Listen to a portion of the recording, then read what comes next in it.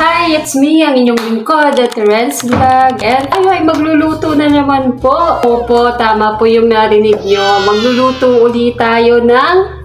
Ano nga pala yung lulutuin natin? Anong lulutuin ko? So, isi-share ko po sa inyo kung anong recipe na naman po ni Ate Ren nyo. Syempre, gata na naman po. O, Bicolana. Puro gata. Pero, syempre po, ang iba sa inyo, nagluluto po nito, hindi lang po sa Bicol ang recipe na to. So, isi-share ko po sa inyo kung paano ko gawin ang pagluto ng sa amin ay tinatawag po na kanuos or malalaking pusit po. Ang pusit po kasi ganito. So, sa amin ay hanggang ganito. So, hindi ko alam kung anong English doon. Basta squid din yun. Nang ginagawa yung calamaris po. Yun yun.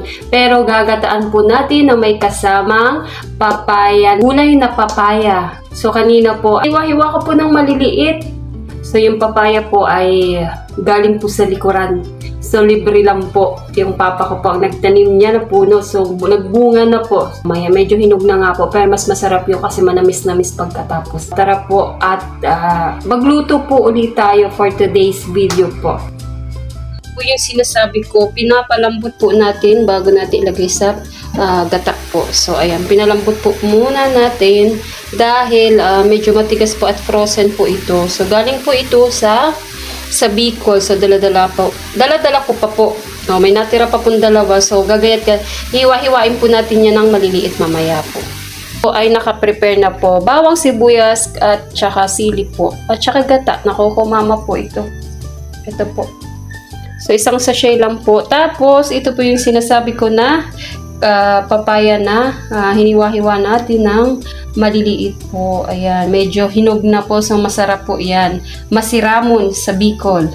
Pag matamis na po at ilalagay po natin dito. So, tara po at hiwain na po natin yung pusit na malalaki. So, ayan.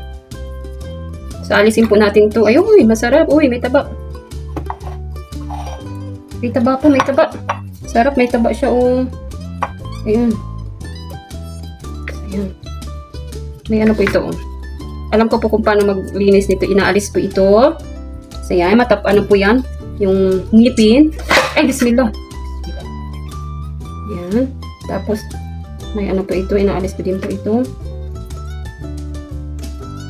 Yan. Tapos, yan. Parang karne po ito, karne. Ayan. Linisan po natin.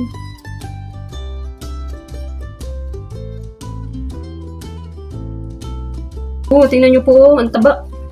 Ang taba-taba niya, oh. Sariwa po ito nung pag-alis ko po doon. Hapon po ako umalis, umaga po inano nila to, hinuli. So, bumili tayo. Yung ano po nito, yung kilo po nito ay ano, 280 po sa amin. Pero kapag nasa palengke na po ay 350 po or 400. So, yun. Kaya, sa susunod po, pag na-miss ko ito, bibili po ako. Ay, uuwi po ulit. Nasa Bicol char. Yun naman po. So, yun, oh. So, ganito po yun, oh. Yan. So, yun. Tapos, aalisin nyo po ito, oh. Ayan, oh. Tinuturuan ko po kayo kung paano alisin yan. Yan. Yan po yung parang bahay-bahay. Yan.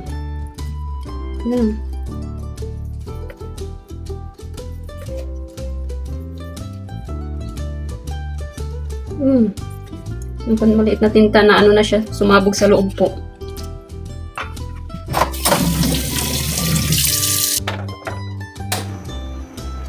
Kita nyo naman po, sabi ko nga po, bawang sibuyas at saka gata. Kaya na po natin una ito para mas maluto po. So, yan. Unahin ito. Sinong nakakain nito? Comment down below po. So, ayan, nagkulay, ano na siya, black. Pero konti lang po yung ano, nilagay natin na, konti lang po yung isinama natin na itim. Yung tinta po, yung ink ng ano, kanuos na tinatawag sa amin, pusit. So, ayan, lulutuin muna po natin yung gata. Habang nag-aantay po tayo na maluto yung gata sa unang kulo, so, isa lang po yung ano nito, gata po, isahan na gata. So, yun. Basta na po kayo. Sobrang lakas po ng ulan dito. Mula nang dumating po ako dito sa Bataan, sobrang lakas, walang hinto po. Ingat at sana ay stay lang po tayo sa bahay lagi. Hindi wag po tayong lumabas. Kasi tulad ni Ate Rena, lagi nandito lang po. Hindi lumalabas. Tatawagin ng tito ko. Doon lang kukuha ako ng pagkain doon. Yun yung gawain natin rin at saka manunood. So, hindi ako nakakalabas-labas po. So, yun po by September po siguro. Kakauwi pa si Ate Rena sa Bicol uli. So, ayun, kumukulo na po. So, sana ay okay po. At wala nang bagyo. Pero alam ko may bagyo pa eh. Kasi yan eh, hanggang A to Z po. Iba po. Name po. So, ayan, kumukulo na. Dahan-dahanin natin para medyo Ayan. So, lalagyan po natin ng, syempre, kahit dito, hindi nawawala ito, Ajinomoto. Kunti lang po, kasi, syempre, ano ba ito?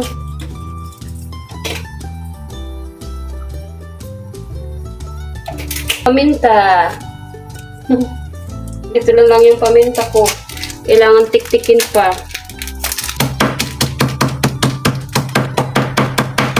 Ayan, paminta ni Rina. So, ayan. Making sure po na wala yung stapler dito, oh. Yung stapler po, baga.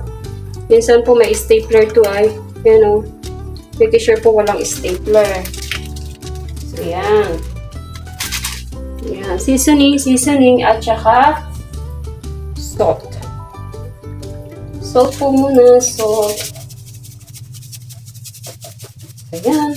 Madali lang po yung nito. Pagluto. Eto. Mamasitas oyster sauce. Kunti lang po para medyo malasa-lasa. Ayan, kunti lang. Lutuin po natin yung hinalo po natin na kanuus. Pusit naman lang, pusit. Ayan.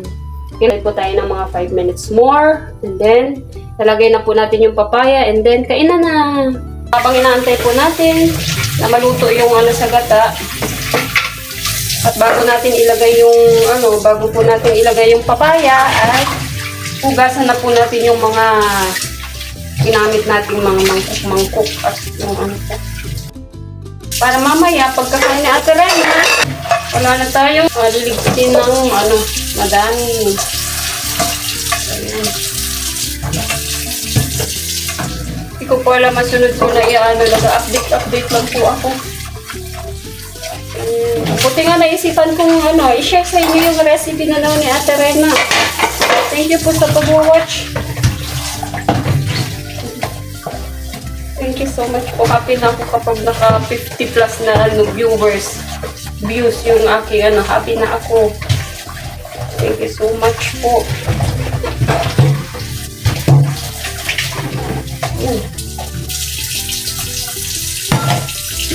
Lapit na. Lalagay na po natin yung papaya na tapos okay na. Yung papaya po nagtutubig yun. Kailangan mag-init.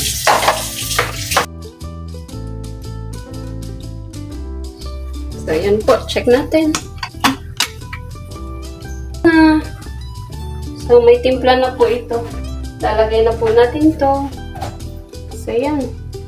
Ito, ilalagay na po. Medyo po. Pwede na siyang kainin. Pero sure ako matamis to eh. Mas tatamis to pag nandito.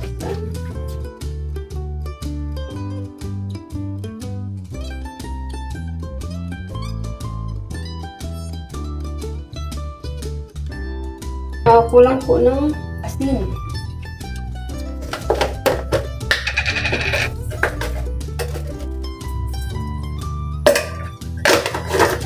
Ganito lang po, may ulam na naman po sa Ate Rena nyo. So, try nyo uli. Hindi ko po alam kung pwede yung kung wala pong papaya ay sayote po with pusit, ganun. So, yung pusit po yung maliliit, pwede din po yun. Pero mas prepare kong lutuin yung ganito po kasi malalaki po siya. Basta papakulaan nyo lang po at lutuin nyo ng maayos po kasi medyo pag po matigas po siya. So mas masarap po yung tender po. Yung meat. Yun. So, may natutunan naman kayo kay Ate Rena. Ito pa yung sa mga karinderya, mas maano po ito. Parang makakatipid po kayo. Ewan ko lang po magkano po yung dito pag sa city po, magkano po yung ganito po, 400 po ata per kilo po. Pero sa amin po, nabili ko nga lang po ito ng 280 po. 2.5 kalahati po yung binili ko. Binigay ko po sa tito ko yung isa't kalahati at kumuha lang po ako ng 2 peraso. Kinip ko po dito sa bahay. Para kung sakaling mag-crave si Ate Rena nyo ay makukuha mo tayo at may maluluto po tayo na ganito po. So, yun. And malapit na po. Magpulo na. Gusto ko nang kumain. So, ganito yun natin kasi para luto yung Ayan. Baliktad. Ayan. Para maluto po ng maayos. So, gusto ko nang kumain parang ginataan na halo-halo ito So, medyo matigas po yung matigas pa po yung papaya. So, saktong-sakto yun. Lutong-luto yung ating tinalong pusit. Check natin. Takpan ulit. So, ayan. Check po natin. Tikim. Anghang. Ito po alam mga ate-ates kuyas na nakahiligan ko na lang po na magluto. Dati po, lagi lang akong kain ng kain. Tapos kapag lalo na po nung nasa abroad ako, yung mga kasama ko, shoutout sa mga kasama ko dati, luto na po. Hindi nila ako pinapagluto. So, nandoon na po. Kaya kapag nagluluto po ako doon, bilang lang po talaga. Tapos, sasabihin nila, daw nakain na Ate Rena niya. So, yun. Hindi pa ako nagluluto doon. Kasi kapag may may ulam na kami, tapos, yun sila kapag mga Filipino food, ang gusto namin, o kaya mag-order, yun. So, dito lang po ako sa Pinas, nung nag-stay po ako dito sa Pinas. Dito lang po ako na, nagka-interest sa pagluluto. Marunong pala si Ate Rena yung magluto. May lasa din po pala. At ang iba po ay nasasarapan sa pagluluto ko. Yung luto ko, nasasarapan sila. So, hindi ko pala ko lang sasabi po sila ng totoo o talagang para hindi ako ma-hurt. You know? So, yan, malapit na. Gusto ko naman. Hindi nyo naman po matitikman, pero alam ko masarap. Masarap po ito. So, gusto ko nang kumain. May kanin pa ako kanina. Magluluto ng kanin. Tagal po maluto ng papaya. Pero kanina po yung kalahati po kinain ko po kasi matamis-tamis siya. So, kinain ko po siya. Pero kalahati lang po kasi baka sumakit ang aking tiyan. So, kailangan lutuin kasi medyo manibalang. Kumbaga, manibalang po. Sana po ay nag-i-enjoy po kayo sa panunood ng aking kapag ako'y nagluluto. So, yun. Wala din po akong ibang dito ay. So, kaya tanong po kayo. Tapos sasagutin ko po. May mga ganun po baga vlog. Tatanong kung anong tatanong, tapos sasagutin ko. So, yung mga katanungan na gusto ninyo, so sasagutin ko. Pero syempre may fast. So, never mind po. Magluluto na lang po tayo. So, yan. So, yan. So, medyo umano po yung tubig. Dumami yung tubig dahil po sa papaya po.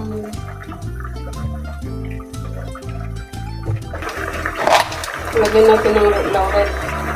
Ayan. Sa huli po, nalimutan ko po lagyan na. Hindi pa huli. Nakakapasarap din po yung buti nakita ko.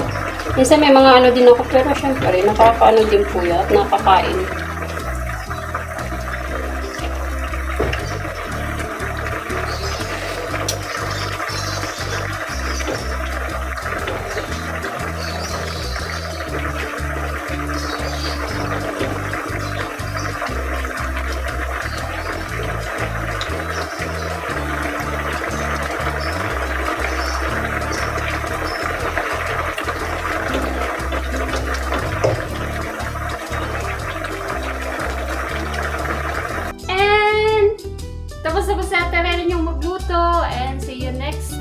ating bagong recipe na naman po na ipapakita ni Ate Rena nyo. I thank you so much po sa panonood and God bless us all po. I love you all and thank you so much. Don't forget to subscribe, likes, and share po ng ating video po. So, that's all po. Bye-bye. Ingat po. Bye-bye po.